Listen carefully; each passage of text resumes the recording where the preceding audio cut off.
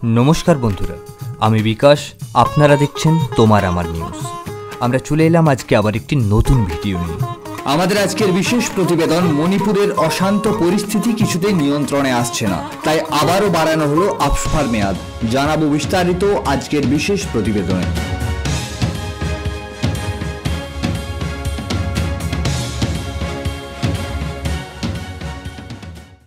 रविवार स्वराष्ट्र मंत्रकेर पक्ष थेके जारी करा एक विशेष विज्ञप्तिते जानानो हयेछे 13टी थाना एलाका बाद दिए गोटा राज्येई नतून करे 6 मासेर जन्य बाड़ानो हच्छे सशस्त्र बाहिनीर विशेष क्षमता आईन अर्थात आपफार मेयाद। प्रसंगत मणिपुरे इतिमध्ये राष्ट्रपति शासन जारी हयेछे, किन्तु ता सत्त्वेও राज्येर परिस्थिति स्वाभाविक हयनि। इम्फल चूड़ाचांदपुर सह एकाधिक एलाकाय संघर्ष अब्याहत।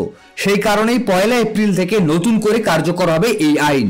শুধু মণিপুর নয়, অরুণাচল প্রদেশের বিভিন্ন এলাকা, নাগাল্যান্ডের 8টি জেলা এবং আরও 5টি জেলার 21টি থানা এলাকাতে বর্ধিত করা হয়েছে আপফার মেয়াদ। বিরোধীরা বরাবরই এই আইনের কড়া সমালোচনা করে আসছেন, তবে স্বরাষ্ট্র মন্ত্রকের দাবি রাজ্যের শান্তি ও নিরাপত্তা বজায় রাখতেই এই পদক্ষেপ। কিন্তু সত্যি কি এই পদক্ষেপে মণিপুরে শান্তি ফিরবে নাকি অস্থিরতা আরও বাড়বে? কি মনে হয় আপনার? কমেন্ট করে জানাতে ভুলবেন না। আমাদের আজকে দ্বিতীয় বিশেষ প্রতিবেদন আরজিকর কাণ্ডে নতুন মোড়। অভয়ার ধর্ষণের মামলায় কি জানালো সিবিআই? বিচারপতির প্রশ্নের মুখে কেন্দ্রীয় তদন্তকারী সংস্থা কি উত্তর দিল? আসুন বিস্তারিত জানাচ্ছি আমাদের আজকে দ্বিতীয় বিশেষ প্রতিবেদনে। গত সোমবার কলকাতা হাইকোর্টের বিচারপতি তীর্থঙ্কর ঘোষ এক বড় প্রশ্ন তোলেন।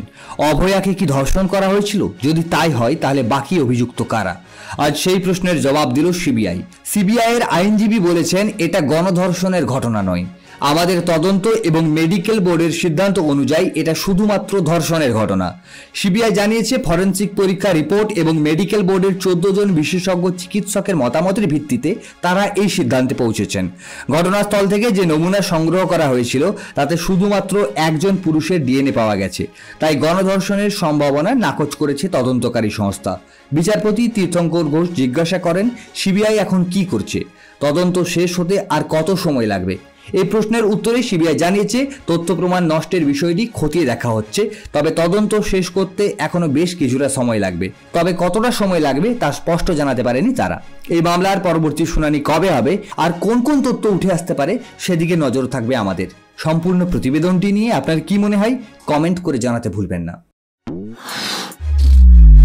আমাদের আজকে তৃতীয় বিশেষ প্রতিবেদন। ঈদের ঠিক আগের দিন মহারাষ্ট্রের মসজিদে বিস্ফোরণ, বীর জেলা থেকে গ্রেপ্তার 2 অভিযুক্ত। চলুন জেনে নিই বিস্তারিত আমাদের আজকে তৃতীয় বিশেষ প্রতিবেদনে। ঈদের ঠিক আগের দিন বিস্ফোরণে কেঁপে উঠল মহারাষ্ট্রের একটি মসজিদ। রবিবার ঘটনাটি ঘটেছে বীর জেলায়। বিস্ফোরণের ঘটনায় হতাহতের পরিমাণ এখনো স্পষ্ট হয়নি, তবে ইতিমধ্যে 2 অভিযুক্তকে পাকড়াও করেছে পুলিশ। তারা স্থানীয় বাসিন্দা বলেই জানা গিয়েছে প্রাথমিক সূত্রে। পুলিশ সূত্রের খবর, রবিবার আচমকায় কেঁপে ওঠে বীরের মসজিদ চত্বর। ধোঁয়ায় ঢেকে যায় চারপাশ। শুরু হয় হুড়োহুড়ি। জানা যায় জিলেটিন স্টিক ব্যবহার করে বিস্ফোরণটি ঘটানো হয়। বিস্ফোরণে মসজিদের অভ্যন্তরে বেশ কিছু ক্ষয়ক্ষতি হয়েছে। দেওয়ালের একাংশ খসে গিয়েছে। গ্রামের মোড়ল মারফত খবর পেয়ে ঘটনাস্থলে পৌঁছেছে পুলিশ। তদন্তকারীরা জানিয়েছে, বিস্ফোরণের সময় আনুমানিক ভোর 4টা। পুরো গ্রামে এখন পুলিশ টহলদারি চলছে, বসেছে পুলিশ পিকেট। বাসিন্দাদের আতঙ্কিত হতে বারণ করেছে প্রশাসন। আইন শৃঙ্খলা পরিস্থিতি যাতে অবনতি না হয় সেদিকেও কড়া নজর রেখেছে প্রশাসন। সম্পূর্ণ বিষয়টি নিয়ে আপনার কি মনে হয় কমেন্ট করে জানাতে ভুলবেন না। আমরা আগামীকাল আসছি আবার একটি নতুন ভিডিও নিয়ে। ততক্ষণ পর্যন্ত ভালো থাকুন, সুস্থ থাকুন।